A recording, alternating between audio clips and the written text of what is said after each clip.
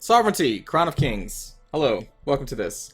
This is a strategy game that just got into early access last week, and I've played a few practice games over the weekend, and it's pretty cool. So let's jump into this game.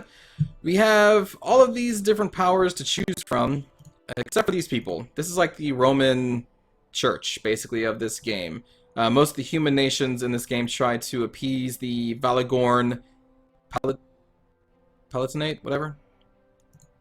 And I have so far played as the Orcs, which are the Iron Barony, the Undead, which is Palemore. There are some Elves, there are some Dwarves, but most of them are all human races. So we have like pirates, we have just a generic naval power, we got Northland people like Vikings, Raiders, we got these tribal nations which I think are supposed to be kind of like the Huns, maybe?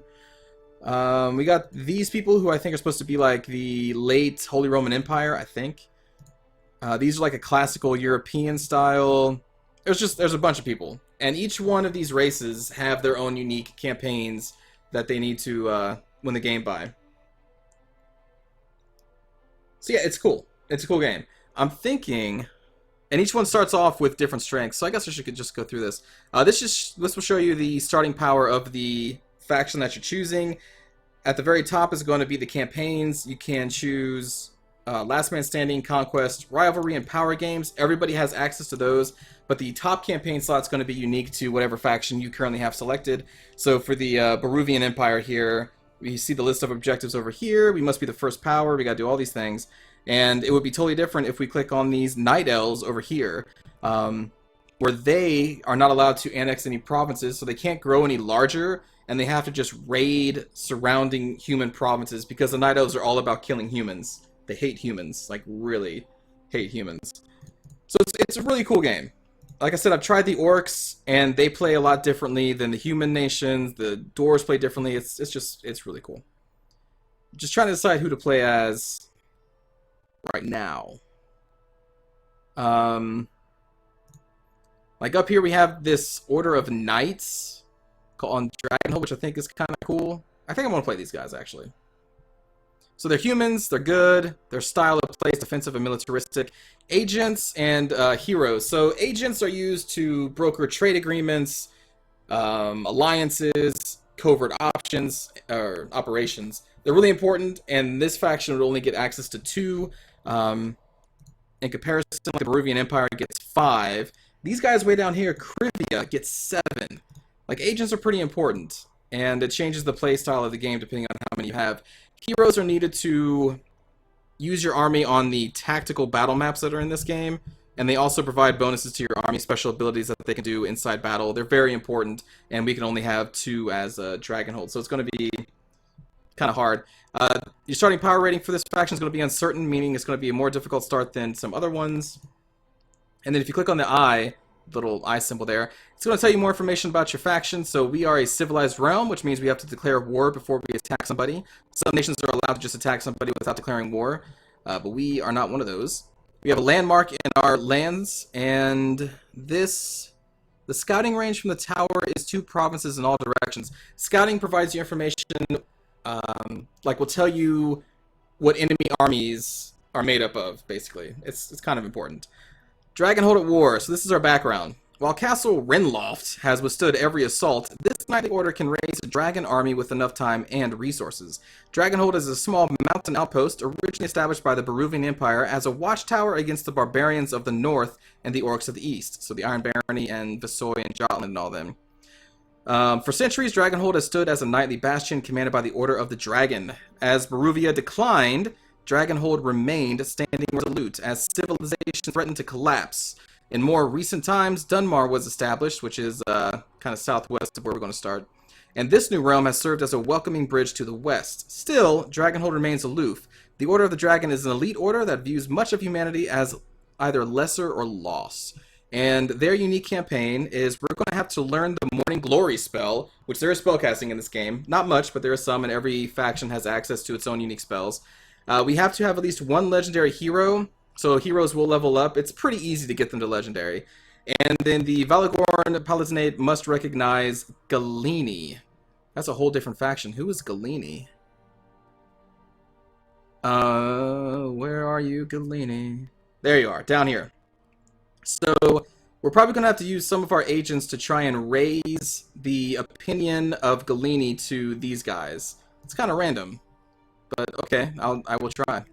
Let's click play. Start this game. Sorry, I've not been reading chat. I've been reading this game.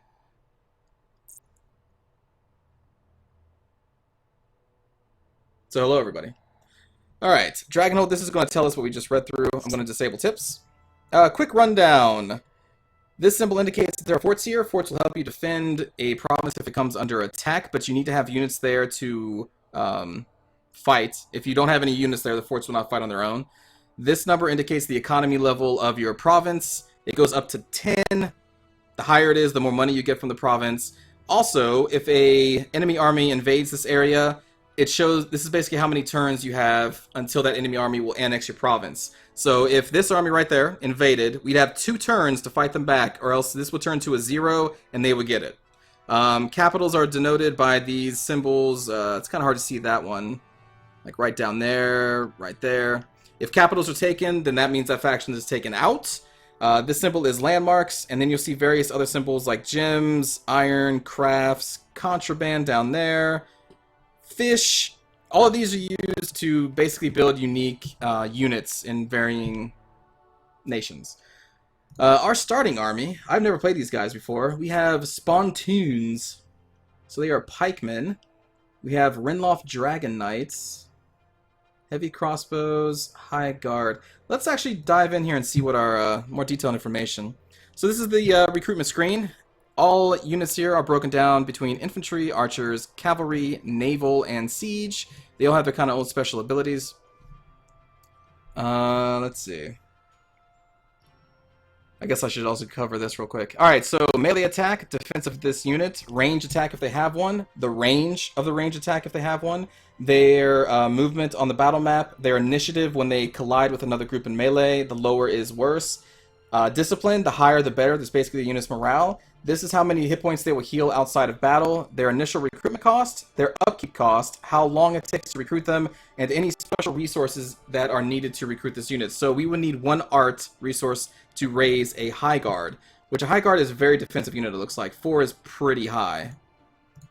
So if we want to get that, we need some more art. For these Dragon Knights, we would need iron to access them, and they are a 2/2. That's pretty good. And then these Spontoons are, looks like our cheapy basic units there. It takes 2 turns to recruit. Pikes receive bonus damage versus cavalry. That makes sense. How's our archers looking? Heavy crossbow. Let's see. 4 attack. That's really high. Range of 3 is good. They are supremely expensive. Holy crap. 443. So I guess the dragon, this like faction is all about high damaging, but also high cost units. That's crazy. A Storm Lord, looks like some kind of mage. Has a melee attack, a range attack. Is also very expensive, but kind of cheap upkeep though. We would need an alchemy to raise and a gem. What resources do we have access to? All we get are gems. That's unfortunate. So, if we want to recruit this knight, we'd have to go to the marketplace to try and get iron, try and take over a province that makes iron, or trade with other nations that have iron. You can go to the marketplace, and any of these symbols that is highlighted means that the marketplace currently has that available. So for crafts, over here you see how many the marketplace has. If we had any right here, we could sell them here. Also, you can go to the diplomacy screen and hover over any of these resource icons to see which factions have what. So for iron, if I want to trade, all these factions currently have iron that I can trade with and ask for their iron. I'm just trying to run down this generally so people understand what's going on. This also shows us the diplomatic ratings that other nations have towards us. If we want to know how people feel about the Peruvian Empire, we can click on that, and now we see how everyone feels about them. So our objective as DragonHold, one of our objectives, is to get these guys to like Galini. So I'm going to go to the Covert Actions tab, and we want to improve this realm's opinion towards Galini. And there we go. So one of our agents will now take 3 turns to travel to their lands and try to whisper rumors and get them to like Galini. Let's hope that works. We have one more agent to do stuff with, and we'll probably figure something out later. What do we want to do? The Iron Barony are orcs, so they're probably going to be one of our main bad guys to fight against.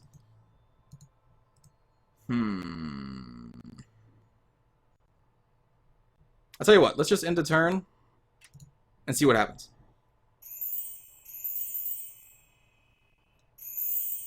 I have not heard of Subnautica. New life bursts forth in the coming spring. Let's see. Recharge time of nature spells, -1. War spells, +1. Okay. I forgot to show off spells. Here's the spell tab.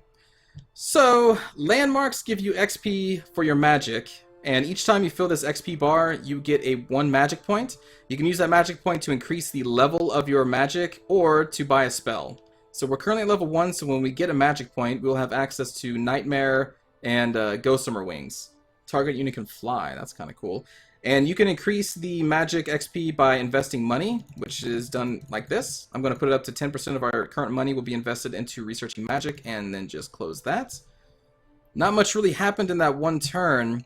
I'm looking at this province right here to get access to iron. If we can take that, then we have a reliable source of iron to recruit these Renloft Dragon Knights. But we still need a resource of art. Is there any art nearby? Not nearby. We're gonna have to rely on trade and marketplaces for that. But that iron, that's looking pretty good. What's our money at? We are at a plus 811. So I kind of want to upgrade our economy first, so I'm probably going to be playing a pretty passive game here for a while. Because I want to upgrade these economies from level 2 up to level 10. Probably won't wait till they're level 10 though, because that's going to take a while. Hey, look at that! A hero wants to join us, this Warlord. The special ability of the Warlord, all standard units you control may reset their attack, so they can attack twice in 1 round. I'm going to hire, of course. And then we're going to assign this hero to an army. We only have 1, so boom, there we go. Any army that is at your capital doesn't cost any maintenance fees. Mercenaries still do, though. So know that. I don't think this particular faction has mercenaries at all. But most factions I've played with do. Oh, there we go. A wyvern. That's a mercenary. So that little dagger denotes that it's a mercenary. This little icon here shows that it's a unique unit. So you can only ever have 1 of these at all. That's it, just 1. And then this little banner shows that you can have up to 4 of these units in your army at once. So they have some unique, cool-looking people here under the cavalry section. But yeah, mercenary units will always cost upkeep even in the capital. We have access to ships if we ever need them. And we have only 1 siege unit, which is a ballista. Siege units are pretty important as well, especially when you're fighting against forts, because they receive bonus damage towards forts. They're kind of the only thing that can damage forts in the tactical map. So, you know what? Here, let's recruit some more pikes, because I'm going to station them in our capital, so they're not going to cost any upkeep. And their upkeep is only 13 anyway. They are very cheap. So we're going to recruit 5. How many spots do I have? I have 5 spots. So you can only have 1 army in a province at a time, and the army can only be up to 20 units, and that's it. So this will fill out this army quite nicely. And now we are going to just end our turn.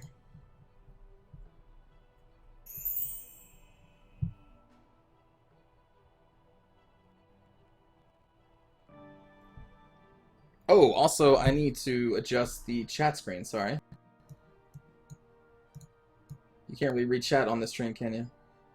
There we go, that would be better. Okay. What happened in that turn? Let's pull up the message history. Non-aggression treaties are being made between people. Okay. Don't care too much. Let's click another turn.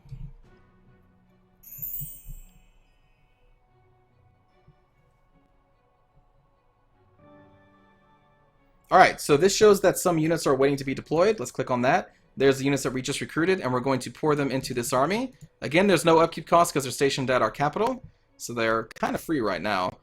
To upgrade our economy, we're going to need at least 4,500 gold to get it up 1 more level.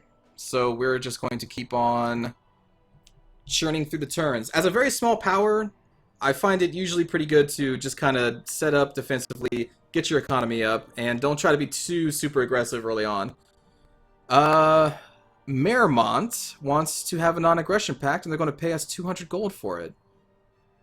Merrimont is a potential enemy of the Baruvian Empire, I believe. So we can leave this up, and then we can go to the diplomacy screen. And Merrimont, there they are. They have an 8 relations towards us. But if we click on them, they're not really enemies with the Baruvian Empire. So I think I may accept this, because I want to keep the relations with the Baruvian Empire up. So yeah, I think that should be fine. Sure. I will accept your trade. There we go. It's a good trade. And now we have enough money to upgrade an economy, so we're going to do that. I'm going to focus on Renloft, which is our capital. So another cool feature is the further away provinces are from your capital, the less money they're going to make. So you got to keep that in mind as well. Not that it's a big problem for DragonHold, because we only have 2 provinces. And we're going to end the turn. This map looks like the Elder Scrolls world. Does it?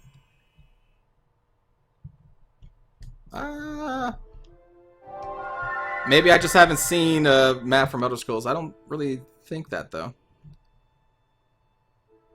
Okay. Again, it's going to be a passive early game. And then I'm going to attack the Iron Barony, those orcs. There's a gear right below chat. What are you talking about down here?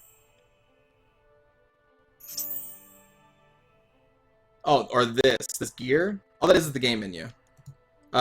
This button down here will show you your objectives that you currently have to do. So there we go. Kind of missed what happened in that turn. Let's see what happened. More non-aggression packs. Okay. Hey, Dunmar and Corvalot are at war. Dunmar is right there beneath us, and Corvalot is a faction of dwarves, and so they're not excuse me, they're now at war with each other. You know, we have this second agent. I'm actually going to try and make him kind of like a diplomat for Dunmar. We only have a relation of 1 with them.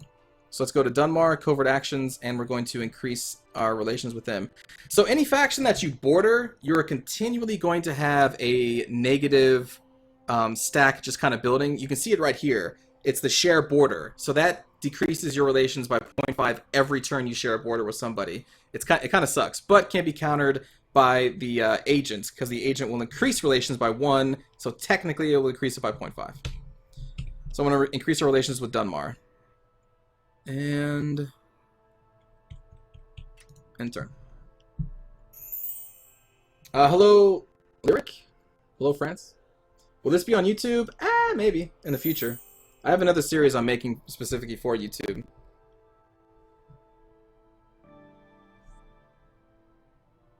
So I kind of want to show you the tactical combat here, although I think it's going to be a bad idea to attack. Although at the same time, both of our provinces do have a lot of forts, so it wouldn't be that hard to hold them. Why not? Sure. Let's declare... Ooh. But to declare war... Do we need a free agent for that?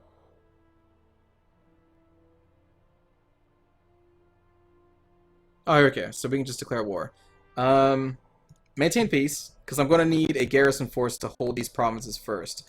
So let's recruit them. We're going to grab more of these pontoons, because that's all we have access to. And then heavy crossbows. And those will be up in 2 turns. Let's actually cancel some of these. I forgot how expensive these damn things are. Holy crap. We'll get 2 more. Alright, so we need to wait 2 turns for them to come up.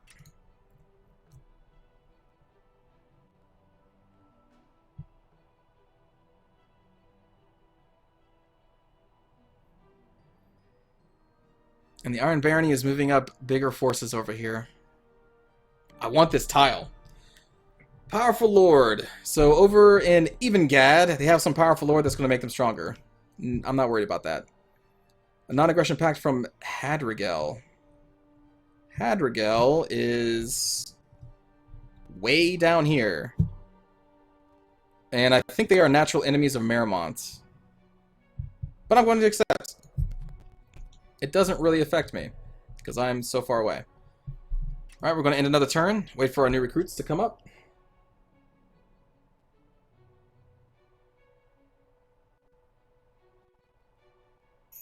It is a very simple game, JJ. Easy to get a hold of, but it's also kind of deep. Kind of. More on the simple side, though. Barony. I'm not even sure who they are. Who are you?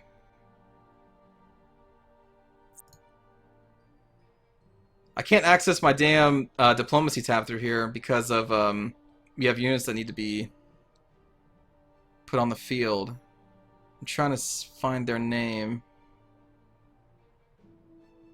Barony has a 12 relations towards us. Non-aggression pact. Okay, sure. Merrimont wants a mutual defense pact. Now, that may be asking too much. They're so far away I can't even help them fight anyway. Ah, what the hell? What the hell?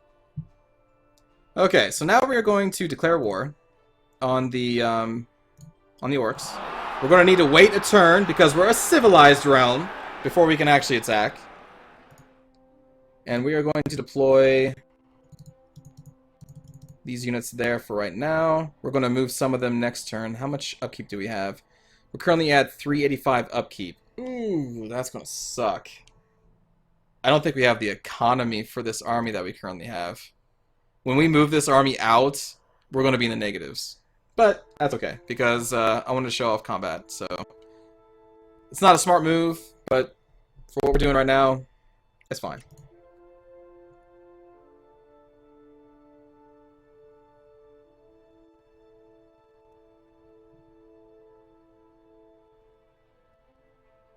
This is a bad move, though. I acknowledge that this is a bad move. I should not be doing this. But I just want to show combat in this game. Okay. So, Avenwood, they are wood elves. And then the Sonnevive are high elves. They're right over here. During the course of the game, the wood elves will either decide to go with the high elves or the night elves, which are right over there. If they go with the night elves, they declare war against humanity. If they go with the high elves, they want to live in peace with humanity. And most of the time, they join the high elves. I don't really know the repercussions yet. Nothing really seems to happen, but it's kind of cool that it can be different. Okay, so we're going to invade. I'm going to attack. And now we can either auto-resolve, but since we have a hero, we can go to the tactical map. If we did not have a hero, we'd have to auto-resolve this. We're going to go to the tactical map. And here we go. It just zooms in. This is going to show us where their units are going to be deploying.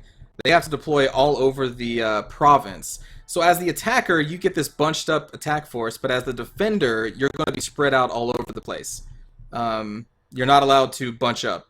So that's also kind of cool. We want our siege engine that has a range of 6 to be in the front. We're going to place that right there. The Dragon Knights, they are brave.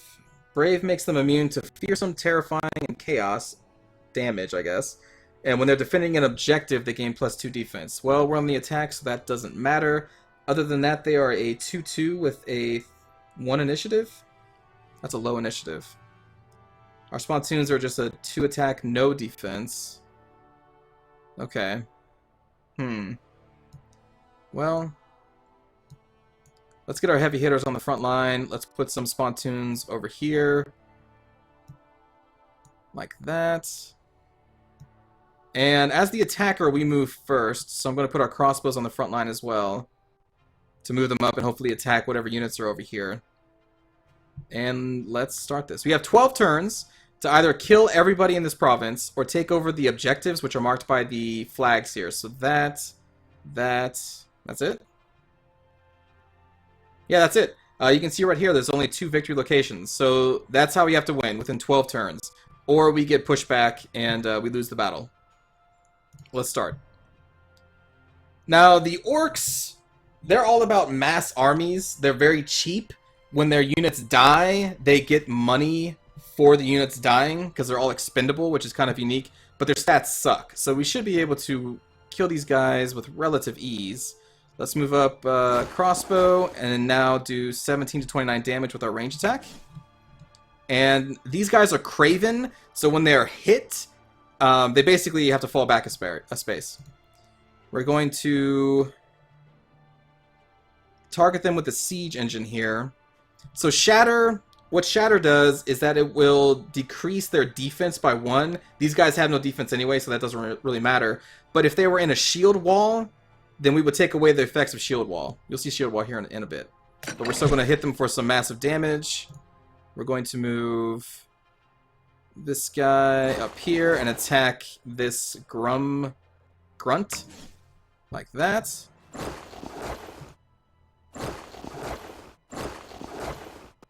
Move our infantry up.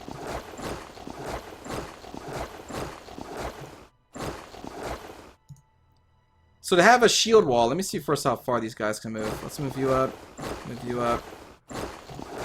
You have to end your turn next to another infantry unit. It doesn't matter what kind of infantry unit it is. Any infantry will count, and you will increase your defenses on your enemy's turn if you are in a shield wall.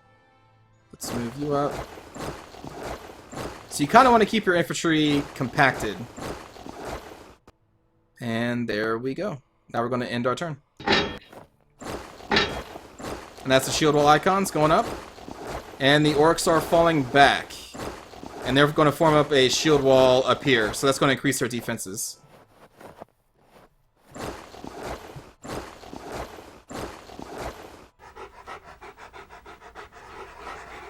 Wolf Riders. That's their cavalry.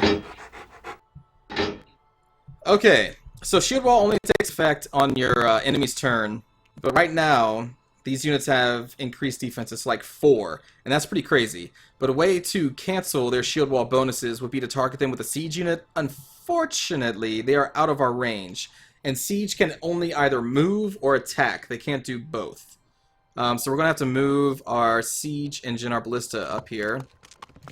And then we're going to move up our wall.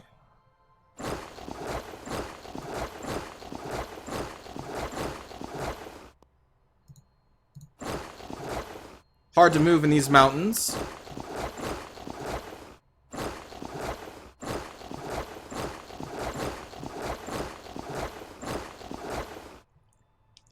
And I think I got... Oh, nope. Got more people. That's all we can do. So now we have a defensive bonus.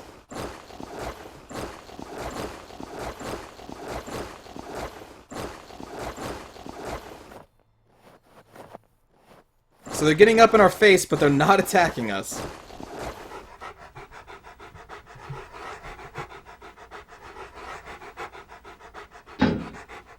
So what's pretty cool here is that these guys decided to move up right next to a pike, and pike gets more damage versus cav units. So 44 to 59, I will take that damage. The kind of yellowish bar is the unit's morale, red bar is their units left. We are going to... Who are we going to shatter? Raiders are not that important, but they're in our face. Sure. Let's target these guys. So that's going to take away their shield wall ability, so now they're at 0 defense. They were at 4 because of shield wall, but now no longer. And now we are free to just destroy them. There we go, they're dead. Now we're going to move our wall up.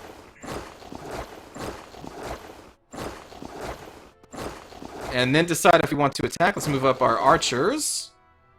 Let's see what kind of casualties we can inflict here. 10 to 19, 14 to 26. I'm liking 14 to 26.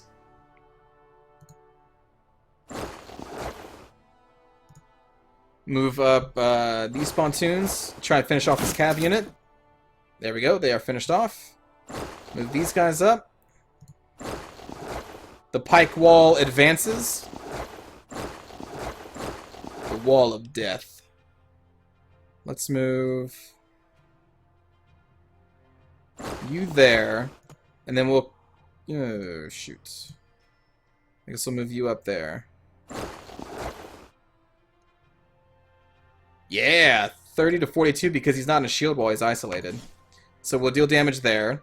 Range damage does more the higher hit points remain in a unit. Basically, the more people that remain in this unit, the range damage does more. The less people that are in that unit, it does less, because it has less people to shoot.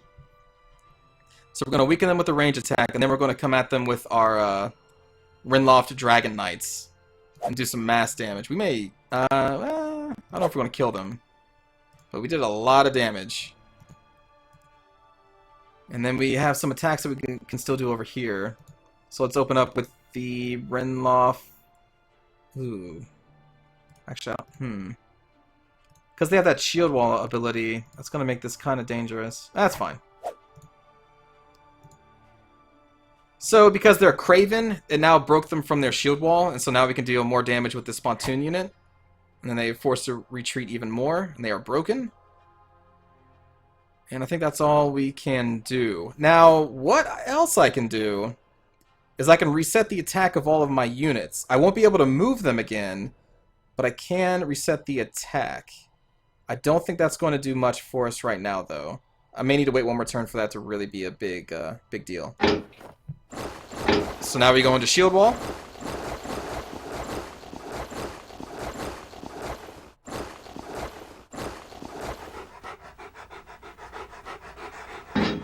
Oh, where are you going, Cav? Where are you going? This should probably be a pretty good attack here. So we're gonna move you up. We're gonna move you up.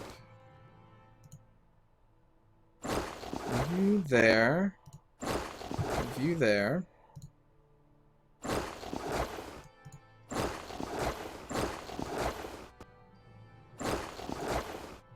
Looks like they have some archers down here. Try and keep these guys in a shield wall. Okay, so I may use my Warlord's ability this turn, depending on what the Orcish lines look like after this first wave of attacks. Let's move... You're dead. So let's move this guy over there. Okay. Ballista. Who are we going to hit? Who are we going to hit? We're going to shatter this guy. Take away his bonuses. Then we're going to attack. Then we're going to move up. And we're going to finish you off. Oh, we captured them. Cool. Hit. Hit.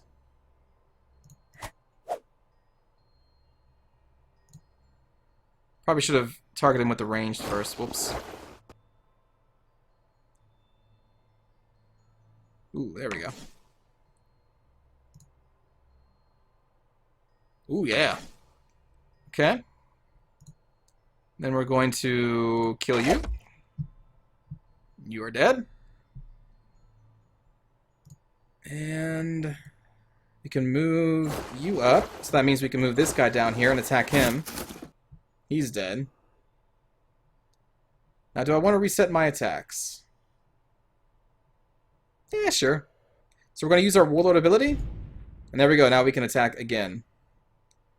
So we are going to start with our Ballista. And then we're going to shatter... You only have a 2 defense. You have a 4. Don't need to worry about you. Probably this... No. This guy?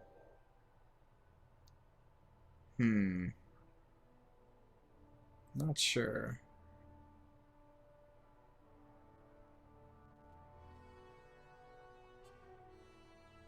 Yeah, we'll shatter that guy. So we can kind of finish him off. Let's attack them. Attack them. They're broken. Let's try and kill these guys. Got him. Okay.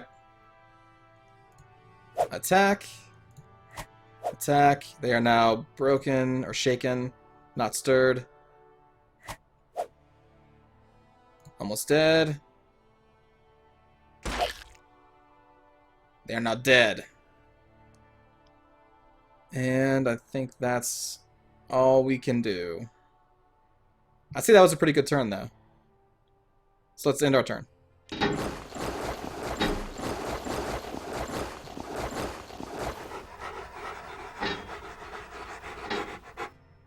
Okay, so they decided to move their cav right next to my pikes, so let's kill them. That was a silly move. These guys do have a shield wall. Sure. We'll shatter theirs. Deal some more range damage. We will have to move up our lines. Move up our crossbows. And now we can shoot you. We can move... Move down, so we can move these guys up and attack. Now they're dead. Move these guys down and attack the wolves that they get a bonus to. Move these guys up to continue this shield wall. Keep these infantry connected. That's not a great attack for us.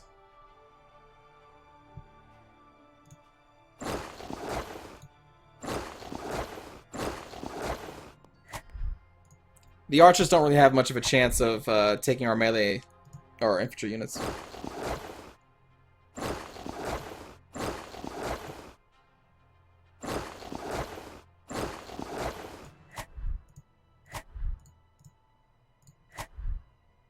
Oh, nice! It pushed them back because they routed right into our last unit, which is going to finish them off. That's perfect.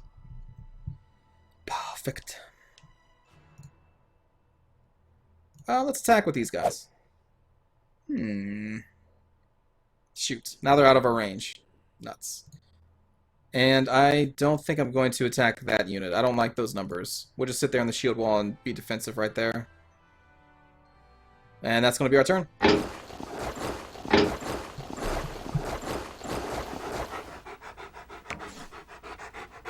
Ha! 4 damage. And they took 27 for attacking our unit because they're in the shield wall there. Okay, who are we going to shatter this time? Probably going to shatter you because everyone's kind of surrounding you. We'll target you with the ranged. We'll move up. Target you again. And then let's hit you with one of our full units for mass damage. Try and finish you off with them. There we go. Now we're going to move them down. That's still kind of a bad trade, so I'm not going to do that. That's kind of a bad trade.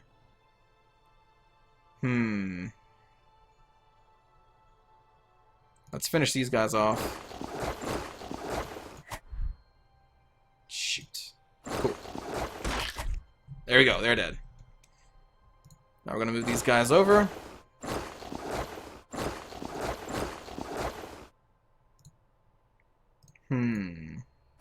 Take over one of the objectives for some gold. Get up in their face.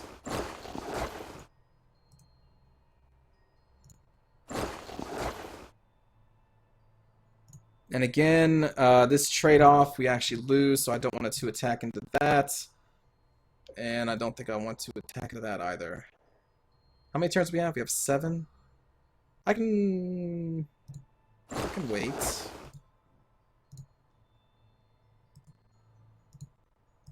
Yeah, let's wait.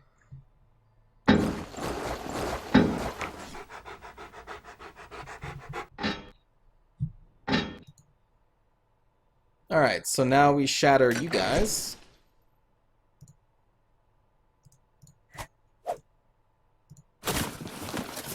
You're dead. Move... They're kind of already taking some damage. Let's move the more full unit up. And we're going to attack you. Yeah, there we go. Now they're broken. And now they're dead. Now I can move up. I'll take that. Do some range damage to them. Let's move you up so we can move these guys up here and then attack them again. Got them. Move these guys. Now we have the archer engaged in melee, so it can't use its ranged attack. I believe. So we got these orcs, we got them pretty well cornered over here. And then I'm going to see if I can capture this one and try and get more money with that unit, and then the other two I will pull over there. This has gone, it's gone pretty well.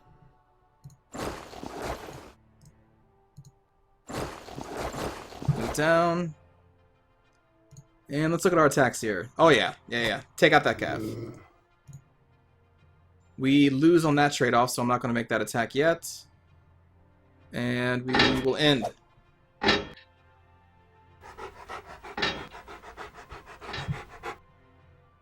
Alright.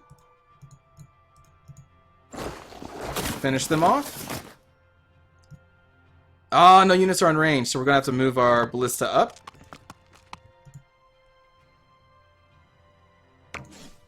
Attack, attack. Finish them off. Move. Oh, God. That's very bad for us. That's also bad. Can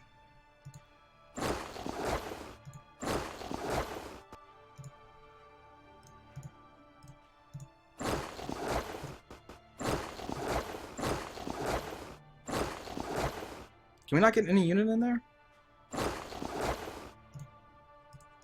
Oh, there, we can just do that.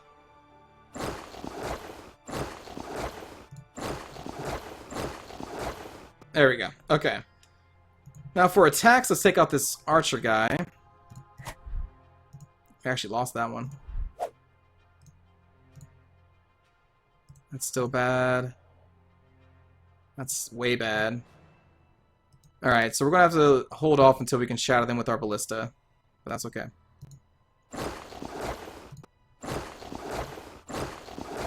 We got 5 turns left. And they decided not to attack me, which is probably a good idea. And now we're going to shatter you. And then just pounce. You're dead. Lift you up. Attack with ranged. Attack with ranged. They're broken. Let's move these guys back, because these guys are stronger. So we'll move them up. And we'll go for it. Yeah. Then we will move you up there to keep them surrounded.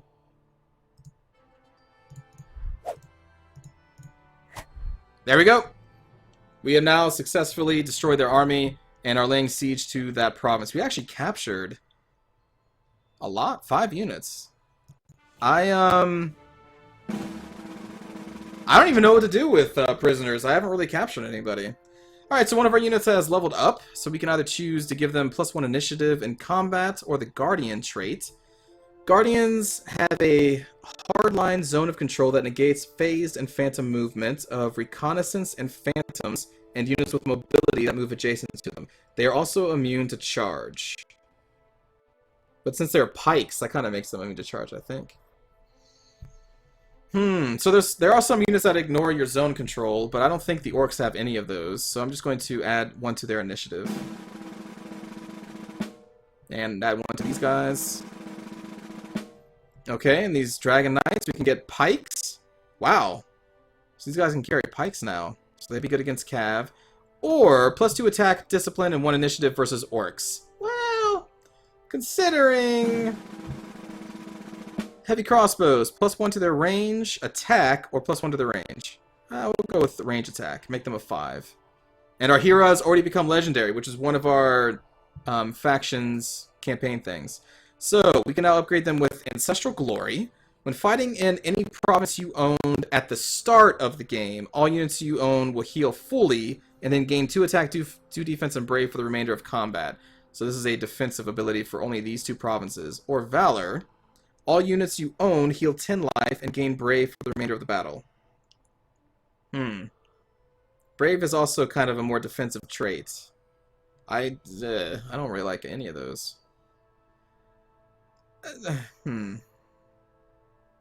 But I guess this at least heals 10 life. Okay, we'll go with Valor. I don't plan on being on the defensive that much. Alright, so now every turn that we stay here, we're going to lower their economy by 1 until it gets 0, and then we're going to annex it into our kingdom. Again, I think this was a bad idea, because now if we look at our expenses, we're only making 40, because our army is no longer being paid for by sitting at the capital. We now are paying for this entire army. At least it's not in the negatives, though.